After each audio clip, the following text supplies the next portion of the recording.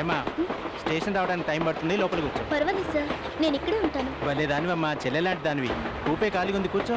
అలాగే సార్. ఇందులో కూర్చోమ్మా, ఏ ప్రాబ్లం లేదు.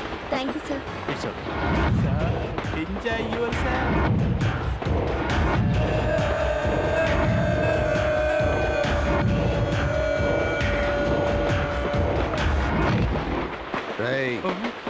సార్ చచ్చిందిరాది. ఇప్పుడు ఎలా సార్ నా ఉద్యోగం పోతుంది? నీ ఉద్యోగం సంగతి నేను చూసుకుంటా గానీ ముందు దీన్ని తీసుకెళ్లి బయట పారాయి. ఓకే సార్, అలాగే సార్.